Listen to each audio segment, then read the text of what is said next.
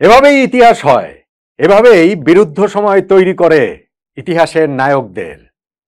বাংলার দামাল ক্রিকেটাররা শ্রীলঙ্কার মাটিতে ঠিক তেমন কীর্তি করে দেখালো সেটা ঘূর্ণিবলের জাদুতে, করে দেখালো সেটা ব্যাটের তাণ্ডবে। শেখ মাহেদী হাসান, তানজিদ হাসান তামিমরা তাই হয়ে ওঠেন বাংলাদেশ ক্রিকেটের মহানায়ক। বাংলাদেশ তাই আমাদের ক্রিকেটের এই ভীষণ বিরুদ্ধ সময়ে এসেও শ্রীলঙ্কার মাটিতে প্রথমবারের মতো কোনো সিরিজ জেতে, প্রথমবারের মতো শ্রীলঙ্কার বিপক্ষে টি-20 সিরিজ জেতে এবং দ্বিতীয়বারের মতো কোনো সিরিজের প্রথম ম্যাচ হেরে যাবার পরও আমরা সিরিজ জিততে পেরেছি। প্রথম ম্যাচটা এই সিরিজে যখন আমরা শ্রীলঙ্কার কাছে ওইভাবে দুমড়ে মুচড়ে গিয়েছিলাম, তখন কেউ কি ভেবেছিলেন এমনটাও সম্ভব? এইভাবেও ফিরে আসা যায়। শেখ মাহেদী হাসান এই ম্যাচটাতে যেভাবে ফিরেছেন, বাংলাদেশ টিমও তো ওভারঅল যদি আপনি বিবেচনা করেন ঠিক সেইভাবেই ফিরেছে। শ্রীলঙ্কাকে তৃতীয় ম্যাচে কোনো রকম কোনো সুযোগ না দিয়ে 21 বল হাতে রেখে 8 উইকেটের দাপুটে জয়ে লিটন দাসের দল সিরিজ জয় নিশ্চিত করলো। শ্রীলঙ্কা সফরের শেষটা দারুণভাবেই করলো এই বাংলার টাইগাররা। বাংলাদেশের এই দুর্দান্ত জয়ে টার্নিং পয়েন্ট আসলে কোনটা? খেলা একেবারে ব্যাটে বলের লড়াইয়ে গড়ানোর আগেই কি আমরা অনেকখানি এগিয়ে গিয়েছি কিনা? দেখুন, শ্রীলঙ্কা তাদের ইনিংসে 132 রান করেছিল এবং সেই জায়গাটাতে আমাদের পুরো ম্যাচের যদি আপনি সিনারিও বিবেচনা করেন তাহলে ওই টেনশনের জায়গা ওই 7টা বলই। কোন 7টা বল? আমাদের বোলিং ইনিংসের শেষ 6টা বল আমাদের লাস্ট ওভার শরীফুল করেছেন এবং সেই ওভারটাতে তিনি 22 রান দিয়ে দিয়েছিলেন। ফলে শ্রীলঙ্কার স্কোরটা 19 ওভার শেষে ছিল 110, 20 ওভার শেষে 132। এমন কোনো কিছু না, কিন্তু মোমেন্টামটা তো শ্রীলঙ্কার সঙ্গে। আর তারা যখন তাদের বোলিং ইনিংসের ভেরি ফাস্ট ডেলিভারিতে পারভেজ হোসেন ইমনকে এলবিডব্লিউ করে দিল আম্পায়ার্স কলে, তখন কিন্তু মোমেন্টামটা আরো বেশি করে শ্রীলঙ্কার দিকে। 132টাও তখন আমাদের কাছে যে আমরা পারি কি পারি নাই এরকম একটা জায়গাতে চলে গিয়েছিলাম। একটু নার্ভাসনেস আসাটা খুবই স্বাভাবিক।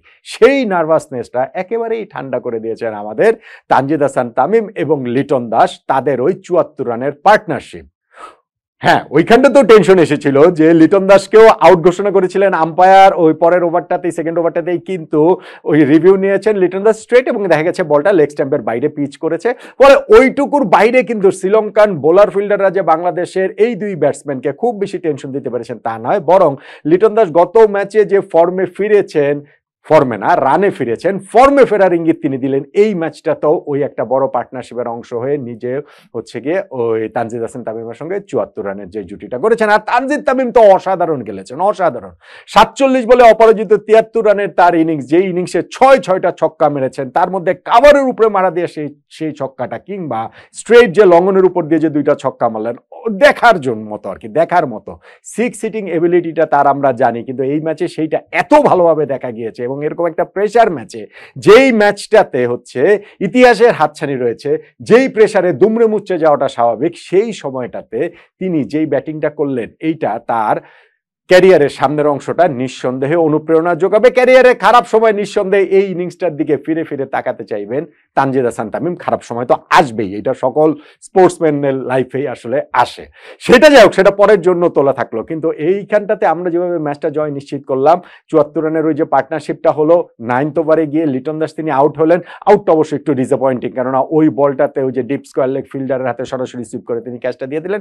তা না হলে ইউ নেভার নো, আমরা হয়তো বা 9 উইকেটেও জিতে যেতে পারতাম। ঠিক আছে, 9 উইকেটে জিতে আর 8 উইকেটে জিতে, এরপর তাহিদ হৃদয়ের সঙ্গে আরো একটা পার্টনারশিপ তানজিদ তামিমের, সেই পার্টনারশিপটাতে আমাদের জয় নিশ্চিত হয়ে গেছে 21 বল হাতে রেখে। 60 রানের সময় অবশ্য তানজিদ তামিম একটা চান্স দিয়েছিলেন, থিকসানো তার ওই ক্যাচটা ধরতে পারেনি। ধরলো যে ম্যাচের রেজাল্ট অন্যরকম কিছু হতো, এটা মনে করার কোনো কারণ নেই, কেননা 21 বল হাতে রেখে 8 উইকেটে সহজ স্বচ্ছন্দ বিস্ফোরক বিধ্বংসী জয় আমরা পেয়ে গিয়েছি। যেই জয়টা আসলে ভিত্তি তৈরি হয়েছিল ইনিংসের প্রথম ওভারে। আমি বলছিলাম একটা কথা, যে ব্যাট বলের লড়াই করানোর আগেই কি আমরা অনেকটা এগিয়ে গিয়েছি কিনা, সেটা দুইটা জায়গায়। একটা হচ্ছে গিয়ে টস জিতেছে শ্রীলঙ্কার ক্যাপ্টেন এই জায়গাটাতে, এবং টস জিতে তারা আগে নিজেরা ব্যাটিং এর সিদ্ধান্ত নিয়েছেন। লিটন দাস স্থায়ী ক্যাপ্টেন হয়েছেন ইউএর বিপক্ষে সিরিজের 3 ম্যাচ, পাকিস্তানের বিপক্ষে সিরিজের 3 ম্যাচ, তারপর শ্রীলঙ্কার বিপক্ষে এই সিরিজের 3 ম্যাচ, এই টানা 9টা ম্যাচে স্থায়ী ক্যাপ্টেন হওয়ার পর তিনি টস হারলেন। তবে এই টস হারটা আসলে সাপে বর হয় কিনা, যখন শ্রীলঙ্কার ক্যাপ্টেন আগে ব্যাটিং বেছে নিলেন তখনই এটা নিয়ে আলোচনা হচ্ছিল, কেননা যেই প্রেমাদাসা স্টেডিয়ামে কলম্বোতে খেলা হচ্ছে সেইখানটাতে গত 5 বছরে সর্বশেষ 10টা টি20 ম্যাচের মধ্যে 9টাতেই পরে ব্যাটিং করেছে যেই দল, সেই দলটাই ম্যাচ জিতেছে। সো তারা যে টস জিতে কি কারণে শ্রীলঙ্কা আগে ব্যাটিং দিল সেটা তারাই জানে। হ্যাঁ, প্রথম ওভারটাতে প্রথম 5 বলের মধ্যে তারা 2টা 4 মেরে দিয়েছে কুশাল মেন্ডিস শরীফুলকে, তখন মনে হচ্ছিল যে এই কত বড় রান্না তারা করে ফেলে, কিন্তু ওই যে ওভারের লাস্ট বলটা থেকেই যখন উইকেটটা তুলে নিলেন কুশাল মেন্ডিসের শরীফুল, তখন থেকেই কিন্তু বাংলাদেশের ম্যাচে ডোমিনেশন শুরু। এরপরে শুধুমাত্র ওই যে আমি বললাম আমাদের ইনিংসের মানে বোলিং ইনিংসের শেষ 6টা বল আর ব্যাটিং ইনিংসের ফার্স্ট বল, ওই 7টা বলের বাইরে আমাদের কোনো রকম কোনো টেনশনে আর পড়তে হয়নি। ব্যাটে বলের খেলা করানোর আগে একটা হচ্ছে গিয়ে টসের দিকে আমরা এগিয়ে গিয়েছি, আর আরেকটা জায়গা সেটা হচ্ছে গিয়ে 11-এ চেঞ্জ, শেখ মাহেদী হাসানকে 11-এ ইনক্লুড করা, এবং এটা ম্যাজিকের মতো কাজ করেছে। ফার্স্ট ওভারটার কথা আমি বললাম, তারপর সেকেন্ড ওভারে শেখ মাহেদী বোলিং এ এসেছে, সেকেন্ড ওভার করেছেন, 5th ওভার করেছেন, 8th ওভার করেছেন, 11th ওভার করেছেন। নিজের যে 4টা ওভার তিনি করেছেন, 4 ওভারে একটা মেডেন নিয়ে 11 রান দিয়ে তিনি 4টা উইকেট তুলে নিয়েছেন, এবং 11 ওভারে যখন শেখ মাহেদীর বোলিংটা শেষ হয়ে যায় 4 ওভারের কোটা, শ্রীলঙ্কার স্কোর 66, 5 উইকেটে। সো এই জায়গা থেকে, এই ধ্বংসস্তূপ থেকে তারা আর কিভাবে ঘুরে দাঁড়াবে, কিভাবে তারা আর ফিরে দাঁড়াবে। শেখ মাহেদী হাসান তার ওই যে বোলিং এ এসে প্রথম ওভারটাতেই তিনি কুশল পেরেরাকে আউট করে দিলেন, স্লিপে ক্যাচ দিয়েছেন তিনি।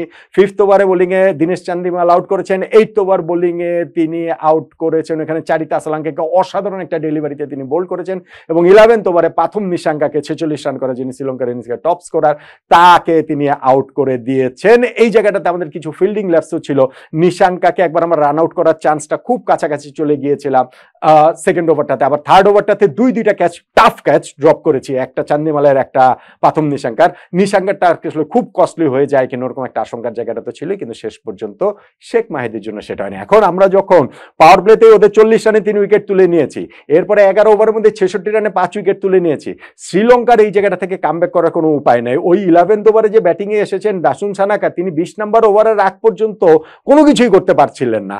আমরা অন্য প্রান্ত থেকে রানটাও যেমন চেক দিচ্ছিলাম, ঠিক তেমনি ভাবে আমাদের অন্যান্য বোলাররা পাশাপাশি আমাদের উইকেটও রেগুলার ইন্টারভ্যালে তুলে নিচ্ছিলাম। শুধুমাত্র ইনিংসের ওই যে লাস্ট ওভারটাতে দাসুন সানাকা শরীফুলকে 2টা 4 এবং 2টা ছক্কায় তিনি 22 রান নিয়ে নিলেন। শ্রীলঙ্কার স্কোরটা 115-17 হয়তো বা হতো, সেইটা 132 হয়েছে। 132 কেন, 152 হলেও লাভ হতো না, মনে হয় না 162 হলেও লাভ হতো। বাংলাদেশ আজকে যেই মুডে ব্যাটিং করেছে, স্পেশালি তানজিদ তামিমের কথা বলতেই হয়। লিটন দাসের কনফিডেন্স ফিরে আসছে সেটা ঠিক আছে, কিন্তু তানজিদ তামিম বিস্ফোরক ব্যাটিং করেছেন, ঝোড়ো ব্যাটিং তিনি করেছেন, এবং তার ওই ছক্কাগুলা, প্রতিটা ছক্কাতেই বাংলাদেশের উপর থেকে প্রেসার একটু একটু করে কমে যাচ্ছিল। কলম্বোর প্রেমাদাসা স্টেডিয়ামের গ্যালারি একটু একটু করে স্তব্ধ হয়ে যাচ্ছিল, এবং আমাদের এই পুরো বাংলাদেশ একটু একটু করে আমরা জেগে উঠছিলাম যে বাংলাদেশ ক্রিকেটের এই ভীষণ দুঃসময়ে, এই বিরুদ্ধ সময়, যেইখানটাতে আমাদের রেজাল্ট নেই, টি20 ফরম্যাটের হিসাবে যদি আপনি করেন, তাহলে লিটন দাস স্থায়ী ক্যাপ্টেন হয়েছেন, তিনি ওয়েস্ট ইন্ডিজের বিপক্ষে অ্যাওয়েতে 3-0 সিরিজ জিতে, কিন্তু স্থায়ী ক্যাপ্টেন হওয়ার পর আমরা আরব আমিরাতের কাছে সিরিজ হেরেছি, পাকিস্তানের কাছে 3-0 সিরিজ হেরেছি, শ্রীলঙ্কার কাছেও প্রথম ম্যাচটা আমরা হেরে গিয়েছিলাম বাজেভাবে। সেকেন্ড ম্যাচে 83 রানের বিস্ফোরক জয় আমাদের একটা প্রত্যাবর্তন ঘটেছিল, কিন্তু মনের ভেতরে ওই আশঙ্কার জায়গাটা ছিল যে ওয়ানডে সিরিজেও তো আমরা সেকেন্ড ম্যাচ জিতেছিলাম, কিন্তু থার্ড ম্যাচে তো আমরা হেরে গিয়ে সিরিজ আর জিততে পারিনি। ফলে টি20তেও সেটা হয় কিনা, টি20তে সেটা হয়নি। আমাদের বোলাররা, আমাদের ফিল্ডাররা, আমাদের ব্যাটসম্যানরা, আমাদের সবকিছু ওভারঅল টিম ম্যানেজমেন্টের ডিসিশন, 11 পিক আপ করা, ক্যাপ্টেন্সি, সব মিলিয়েই কিন্তু আমরা আজকে ইতিহাস তৈরি করেছি। বাংলাদেশ আজকে ইতিহাস তৈরি করেছে। টি20 ফরম্যাটে আমরা এই শ্রীলঙ্কার বিপক্ষে প্রথম যে সিরিজ জয়টা আমরা করেছি, সেই জয়টা বাংলাদেশের আগামী ওয়ার্ল্ড কাপ পর্যন্ত কনফিডেন্স বিল্ড আপের ক্ষেত্রে নিঃসন্দেহে খুব বড় একটি স্টেপ হিসেবে বিবেচিত হবে। তাহলে টার্নিং পয়েন্ট ম্যাচের কোনটা, কোন জায়গাটাতে গিয়ে আমরা আসলে জিতে গেলাম? একটা বলতে পারেন যে আমরা 132 রান চেস করতে নামলেও প্রথম বলে উইকেট হারানোর পরেও লিটন দাস এবং তানজিদ তামিমের যে 74 রানের জুটি, অবশ্যই বলা যেতে পারে।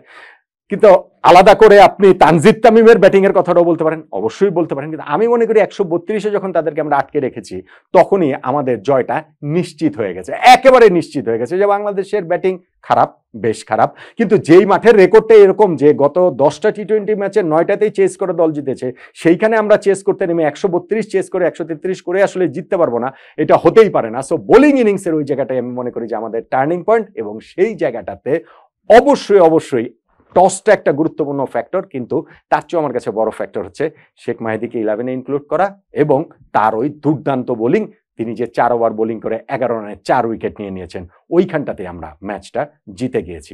টসের চেয়েও 11-এ শেখ মাহিদির এই ইনক্লুশনে বাংলাদেশের জয়টা নিশ্চিত হয়েছে, তার এই বোলিং পারফরমেন্স ইনফ্যাক্ট জয়টা নিশ্চিত হয়েছে বলেই আমার কাছে মনে হয়। সেইটাই বাংলাদেশের এই ইতিহাস গড়া জয়ের টার্নিং পয়েন্ট। কি বলবেন আপনি?